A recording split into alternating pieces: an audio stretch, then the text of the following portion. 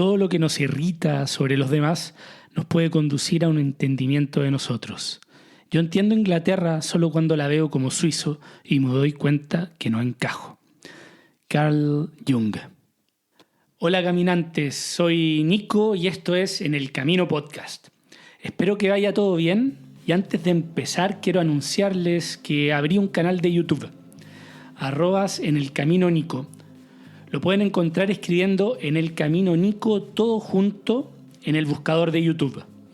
Aquí encontrarán todo el podcast, todos los episodios, más contenido de contingencia, contenido un poco aislado, pero también más visual, donde el podcast se queda corto, como películas y cosas por el estilo. Así que en resumen, suscríbanse, que aquí va a converger todo. Hoy voy a seguir con Carl Jung. Es que me han llegado varios comentarios positivos, así que voy a prolongar esta serie. Y hoy voy a hablarles de los viajes del psiquiatra suizo, de su encuentro con el otro y algunas perturbaciones personales. Espero que disfruten el programa. Jung, en su libro Recuerdos, Sueños y Reflexiones, relata varios episodios que hemos revisado en el transcurso de esta serie, sobre el espíritu, de la profundidad y el espíritu del tiempo, que él sentía que habitaban y se manifestaban en él desde niño, uno más viejo, amante de la naturaleza y vecino, al oscuro, a la noche, que era el espíritu de la profundidad, mientras que el segundo, el espíritu de la época, tenía su edad biológica, apegada a los estudios y se comparaba con sus pares. También vimos su relación con Freud, desde su cooperación académica, la interpretación de los sueños, arrimándose en principio a la teoría del psiquiatra austriaco sobre el deseo y la represión, hasta su ruptura después de la publicación de su libro Símbolos y Transformaciones, en el cual Jung propone darle un significado más amplio al concepto líbido, de la libido. Los sueños abarcan para Jung no solo aspectos de deseos sexuales reprimidos, sino que son una manifestación del inconsciente colectivo que está compuesto por arquetipos e imágenes primordiales. El sueño es un mecanismo que compensa parte de nuestra psiquis que estamos dejando botada. Es una ventana que conecta con este inconsciente colectivo que contiene arquetipos universales como el del héroe, la sombra, el ánima y el sí mismo, entre otros. Bueno, en este mismo libro, Jung relata viajes hacia lugares donde sus habitantes llevan una vida más, por decirlo, arcaica, más cercana a ese mundo psíquico que se manifiesta en los sueños. Jung viaja al norte africano, también a las comunidades de los pueblos originarios de Estados Unidos en Nueva México, a Uganda en África y a la India. Cuando me refiero a que son más arcaicos es por un facilismo de lenguaje, ya que a través del colonialismo se interrumpió el avance orgánico de estos pueblos. No creo en solo un progreso, por decírselo de esta forma. Por ejemplo, tanto mayas como aztecas e incas demostraron grandes avances en la limpieza de sus ciudades a través de sistemas de tipo alcantarillados e irrigación de sus tierras que permitían una gran optimización del agua, además de tener sistemas de limpieza comunes tipo saunas, que los europeos habían perdido desde la época de los romanos. Esto no se trata de quién es más avanzado o desarrollado, sino sobre el ser arcaico. Ese que está anclado en nuestro inconsciente, ese es el meollo en estos viajes de Jung. Bueno, y empezaba con la frase: todo lo que nos irrita sobre los demás nos puede conducir a un mejor entendimiento de nosotros. Yo entiendo Inglaterra solo cuando la veo como suizo y me doy cuenta que no encajo. Esta frase es del comienzo de su viaje a la comunidad de pueblos originarios, El Pueblo, los cuales imagino que seguro tenían otro nombre, pero ese es otro tema. Bueno, ¿a quién no le ha pasado como turista, visitante o como inmigrante reconocerse las diferencias? Lo que creías absoluto, hasta antes de ese choque cultural, se desvanece y no es tal. Lo que me molesta y perturba del otro me muestra elementos que a menudo preferimos ignorar de nosotros mismos. Me molestan los inmigrantes, me molesta la gente ruidosa, me molestan los gays, me molestan los transexuales, me molestan los afrodescendientes y así doy ejemplos extremos, desde luego. Hay un cineasta que me perturba mucho que es Yorgos Lanthimos, el de Pobres Criaturas, esa película que salió hace un año más o menos, interpretada por Emma Stone como personaje principal, rol que le permitió ganar el Oscar. Bueno, Lanthimos en esta película tiene una línea preciosa y muy junguiana. Debemos experimentar todo, no solo bueno, sino el horror, la degradación, la tristeza. Eso nos hace personas completas, nos convierte en personas sustanciosas, no en niñas huidizas e intocables. Entonces, así podemos conocer el mundo, y cuando lo conocemos, el mundo es nuestro. Le remata una madame francesa a Bella, el personaje principal interpretado por Emma Stone, que le toca sobrevivir como prostituta en un momento de la película y que vive su propio viaje del héroe. En fin, me desvío porque esta película no fue inquietante, al menos para mí, pero Lanthimos en 2 películas me ha dejado perturbado. Con mi yo de adulto, lo que es un talento. Primero, no pude terminar Canino en una escena de sexo incestuoso, manipulado y diseñado por padre y madre para que hermana y hermano tuvieran sexo. Me pareció enfermo y por la forma en que lo trata tuve que dejar de ver la película. Dejé la habitación mientras mi pareja me miraba como ¿y con este débil estoy viviendo? La segunda vez sí alcancé a terminar de ver la película. Este era El sacrificio de un ciervo sagrado, basado en Ifigenia, la tragedia griega, en que se debe sacrificar a un hijo. La actuación de Barry Cogan es tan cerebral y psicópata, apoyada por la tensión de la película, que al terminar mi pareja me pregunta, y bueno, ¿te gustó? A lo que todavía un poco perturbado le dije que no. Y empezamos a discutir y no sabía decirle por qué no me gustó, y ella repasaba las escenas una y otra vez, diciéndome que no había entendido tal escena y esta otra lo mismo. Y yo, ya no pudiendo más, empiezo a decirle que parara, que por favor parara, que me dejara tranquilo, hasta que, bueno, hubo pelea. El maldito Lanthimos otra vez me hacía quedar como un niñito. El filicidio, que es cuando un padre mata a un hijo, y el incesto era algo que me superaba. Pero la verdad es que nuestra historia está plagada de estas prácticas, y somos también eso, somos luz, pero también esa oscuridad que me costaba aceptar. Es como cuando Jung en el Libro Rojo se encuentra con una niña muerta, despedazada, que está acompañada por una mujer que es su ánima, la cual ve a Jung aterrado y le dice que ¿por qué se perturba tanto si niños despedazados y desmembrados es cosa de todos los días? Nosotros somos culpables, somos asesinos también al validar el sistema en el que vivimos, por lo que obliga a comerse el hígado del niño, de la niña, para integrar la muerte a su psiquis, a Jung. Bueno, antes que esto se convierta en una película gore, este podcast al menos, mejor dejo a Jung con un diálogo con un jefe de la tribu Pueblo, Nueva México, Estados Unidos, el estado de Walter White y Breaking Bad. Allí tuve por primera vez la suerte de hablar con un no europeo, es decir, con un hombre no blanco. Era un cacique del pueblo Tao, un hombre inteligente de entre 40 y 50 años. Se llamaba Oshuya Viano, lago de montaña. Pude hablar con él de un modo como raramente he hablado con un europeo. Evidentemente estaba preso en su mundo, como un europeo lo está en el suyo. Pero ¿en qué mundo? Si se habla con un europeo, uno encalla siempre en lo conocido desde tiempo inmemorial y sin embargo nunca comprendido. En cambio allí uno navega por mares profundos y exóticos. En ello no se sabe qué es lo más fascinante, si la vista desde la otra orilla o el descubrimiento de nuevos accesos a lo remotamente conocido y casi olvidado. Mira, dijo Oshuya Viano, lo cruel de la mirada de los blancos. Sus labios son delgados, sus narices afiladas, sus rostros fruncidos y deformados en pliegues. Sus ojos tienen una mirada fija, siempre están buscando algo. ¿Qué están buscando? Los blancos siempre quieren algo, están siempre intranquilos, inquietos. No sabemos qué quieren, no los entendemos, nosotros pensamos que están locos. Le pregunté por qué pensaban que los blancos estaban locos.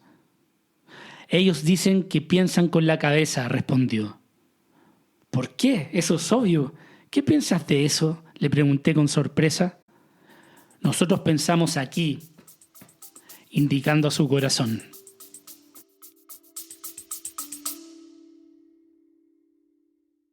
Hola, te interrumpo un segundo. Si te gusta el contenido del podcast, puedes suscribirte al club de lectura virtual que organizo.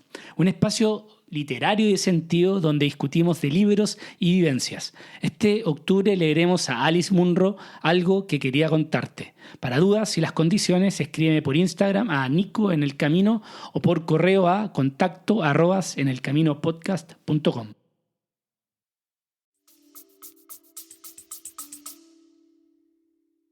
Por primera vez a Jung se le revelaba el velo del hombre blanco europeo, desvelando con maestría lo que aquel que se mira al ombligo no puede ver, lo que solo el otro observador puede mostrar. Luego Jung se pone a hablar de sus creencias con Oshguya Biano y este último le dice que su dios es el sol, que eso es obvio ya que se pone en las montañas y es el que permite la vida. Jung ahí le empieza a hacer preguntas quisquillosas sobre eso, pero se encuentra con una muralla de desprecio. ¿Cómo podía preguntarle algo así si era tan evidente? El ritual de la puesta de sol llenaba de sentido toda la escena y con ello la vida de todo ese pueblo arraigado a su terruño. Él presiente que si los movieran desaparecerían. No tengo idea si lo han hecho, pero perderían todo su vigor y sentido de pertenencia e identidad. Por eso era tan autoevidente para el cacique de la tribu pueblo. El conocimiento no nos enriquece, nos quita y aleja más y más del mundo de lo mítico, el cual alguna vez fue nuestro hogar y lugar de nacimiento. Cuando niños somos más completos, somos todo inconsciente, una hoja en blanco preconfigurada por millones de años de transmisión genética, lista para ser llenada durante nuestro camino. Por eso Nietzsche decía, en Más allá del bien y el mal, la madurez del individuo consiste en recuperar la seriedad con la que se jugaba cuando era niño. A medida que vamos cumpliendo años, nos vamos haciendo más y más conscientes. Ganamos en voluntad, en razón, en cierta medida libertad. Nos emancipamos del dominio inconsciente y de la naturaleza. Pero, ¿de nosotros mismos? Siempre hay algo que añoramos, son esos tiempos de plenitud, de inconsciencia. Es que eso es la niñez, es la eternidad del dominio de los instintos que nos son heredados. Para Jung, la meta de la adultez es integrar estos dos mundos. Nuestra sociedad occidental sobre-racionalizada lo ha ignorado, y el precio que pagamos por esa hipertrofia es la alienación y la pérdida del sentido de la vida. No sé a ustedes, pero ya en el mediodía de la vida, que son casi tener 40 años, me cuesta ir a la casa de mis padres y ver fotos mías de niño y pensar, ese era yo. ¡Wow! ¿Qué carajo me pasó? ¿Qué ocurrió en todo este tiempo? Hay que volver al juego, a la aventura, a ensuciarse, a dejarse llevar. Por eso no nos emocionamos cuando entramos a los bosques. ¿Qué es esa nostalgia de lo no vivido?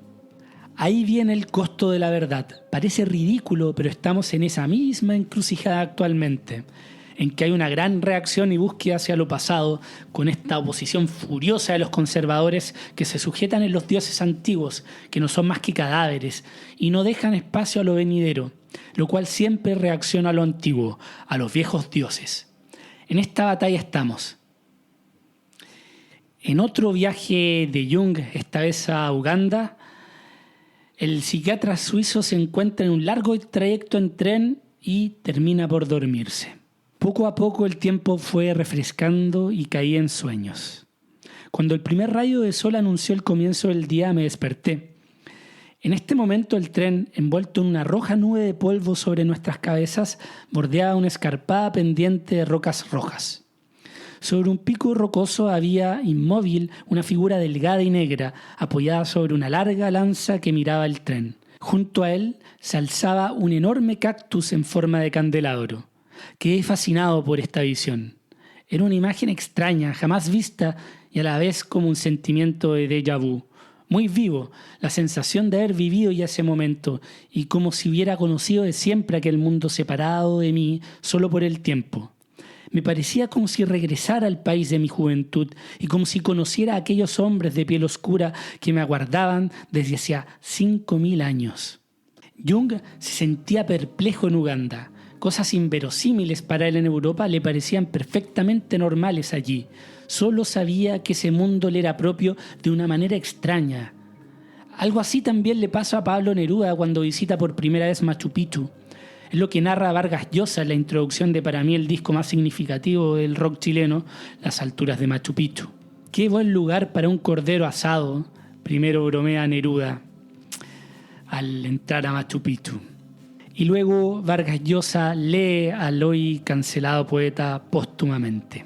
Me detuve en el Perú y subí hasta las ruinas de Machu Picchu. Ascendimos a caballo. Por entonces no había carretera. Desde lo alto lo vi. Las antiguas construcciones de piedras rodeadas por las altísimas cumbres de los Andes verdes. Desde la ciudadela, carcomida y roída por el paso de los siglos, se despeñaban torrentes. Masas de neblina blanca se levantaban desde el río Wilcamayo. Me sentí infinitamente pequeño en el centro de aquel ombligo de piedra. Ombligo de un mundo deshabitado, orgulloso y eminente, al que de algún modo yo pertenecía. Sentí que mis propias manos habían trabajado allí en alguna etapa lejana, cavando surcos, alisando peñascos. Me sentí chileno, peruano, americano. Había encontrado en aquellas alturas difíciles, entre aquellas ruinas gloriosas y dispersas, una profesión de fe para la continuación de mi canto. Allí nació mi poema, Alturas de Machu Picchu. Creo que a todas y todos los que hemos tenido el privilegio de visitar a Machu Picchu, nos ha ocurrido lo mismo, sentir esa sensación de comunión con el todo y al mismo tiempo de una profunda tristeza al ver esa ciudadela carcomida y roída por el paso del tiempo. Esa vida de piedras después de tantas vidas, como dice Neruda. Y los que somos americanos, ya sea por sangre o por adopción, nos preguntamos, ¿qué habría pasado? Lo que le pasó a Neruda en Machu Picchu es similar a lo que le pasó a Jung en Uganda. Se vio reflejado en ese hombre arcaico con quien cruzó miradas, justo despertándose, el cual es el mejor momento despierto para la ensoñación. Cuando las barreras y el recinto de la razón todavía no han cerrado completamente las puertas al inconsciente, a los contenidos milenarios de los sueños. Ese es el mejor momento para transcribir los sueños y también el mejor momento para leer poesía, como decía el viejo Thoreau. Y si es en medio de la naturaleza, como le ocurrió ahí a Neruda, con el sol despuntando, puede ser un evento extático, lo que ayuda a que los símbolos de los poetas fluyan como agua por un acaudalado río. Pero si dejamos que las horas pasen, verás cómo el río se erosiona y las imágenes perderán su poder y evocación. Ese es el poder de Jung, que te hace entender que el pasado vive en ti, algo que sabemos, pero que damos por hecho disfrutando la vista desde los hombros de nuestros antepasados, de los gigantes. Jung nos dice que es necesario aliviarlos, que ese es nuestro deber con los muertos. Tampoco es vivir la vida que tu padre o abuelo hubieran querido para ti, sino que recordarlos, recordar a los seres arcaicos, salir a la naturaleza y buscar esos vestigios del pasado que sosieguen estas instancias. En esa África, Jung se encuentra totalmente inmerso en un mundo en que solo Dios está al mando. Las causas y efectos de una muerte, un rayo, son distintas. Por alguna ofensa o por alguna injuria. Esas son las causas. En otras palabras, no había voluntad ni intenciones, sino que solo inescrutable diseño. Jung se daba cuenta acampando con tribus como los Masái que a los muertos no los enterraban, sino que los dejaban afuera del perímetro de la aldea para que los devoraran los demás animales. Ahí se da cuenta que los seres primordiales han sentido y tenido siempre un anhelo de luz y una reprimible ansia de elevación de la oscuridad primordial.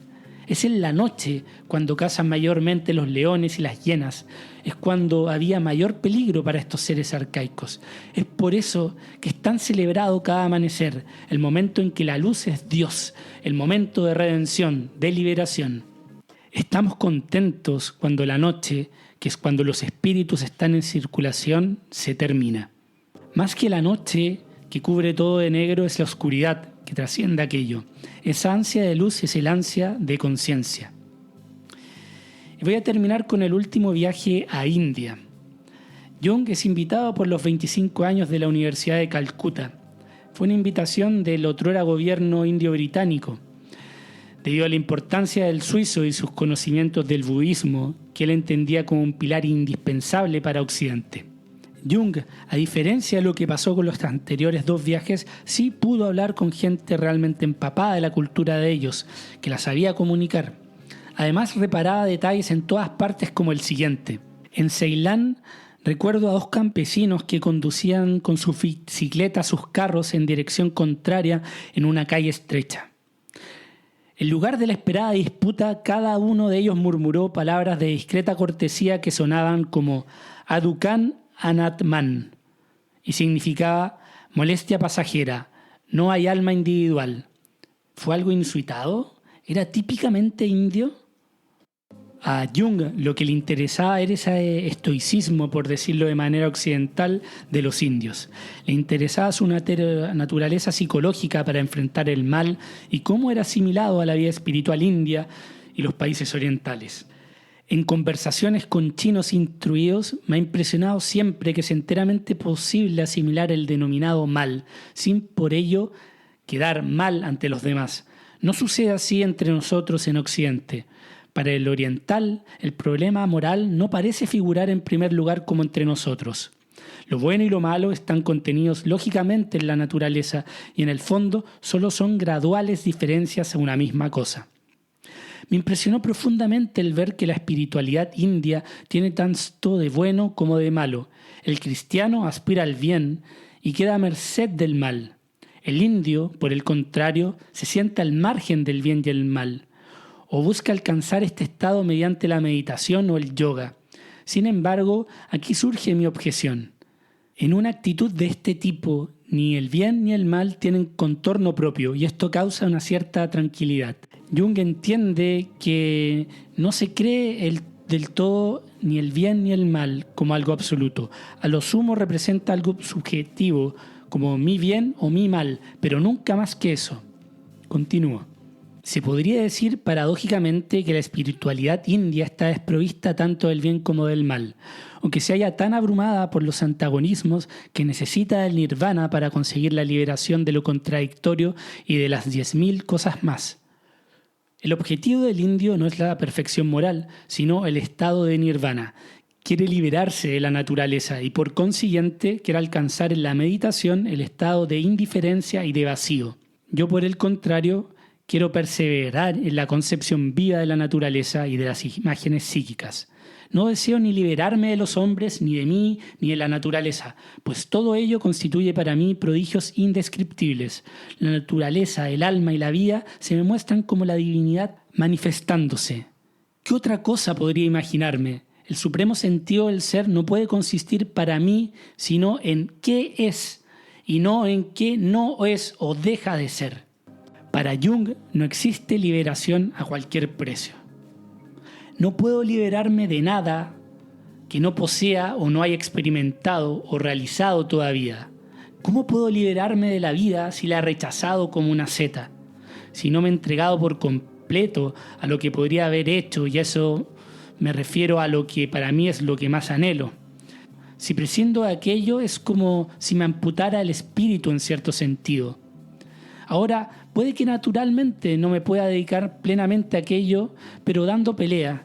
Y ahí me siento forzado al reconocimiento del no pude con humildad, de admirar que quizás prescindo de algo esencial y no he llevado a cabo alguna tarea.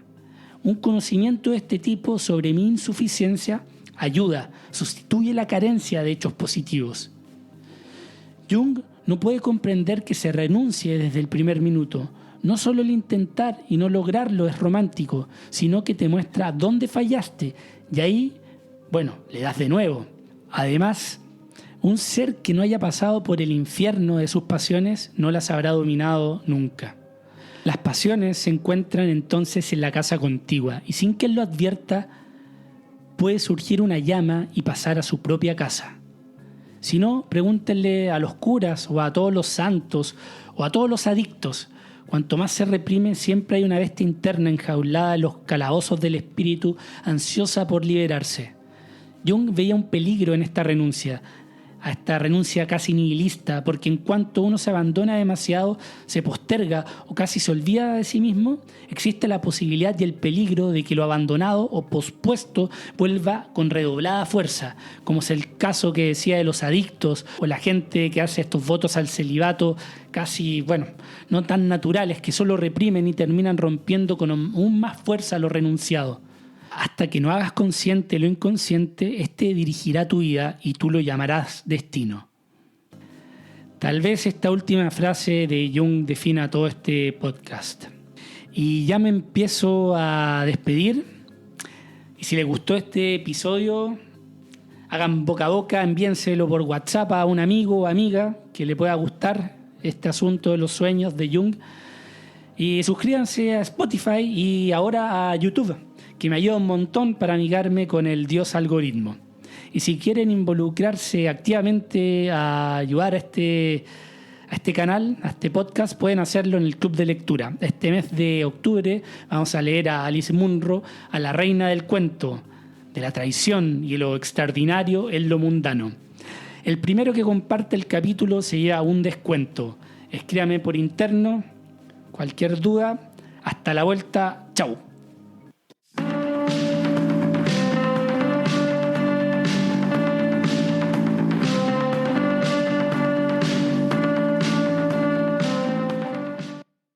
Gracias por haber llegado hasta acá. Si valoras el programa y no quieres perderte ningún episodio, puedes seguirlo en Spotify y dejar una reseña, que me ayuda un montón para ser encontrado más fácil en el motor de búsqueda. Para donaciones, contacto y más contenido, pueden entrar al sitio enelcaminopodcast.com y seguir las redes sociales de En el Camino Podcast en Instagram y Facebook, además de Nico Vergara y en Twitter. Gracias por aventurarte en el camino.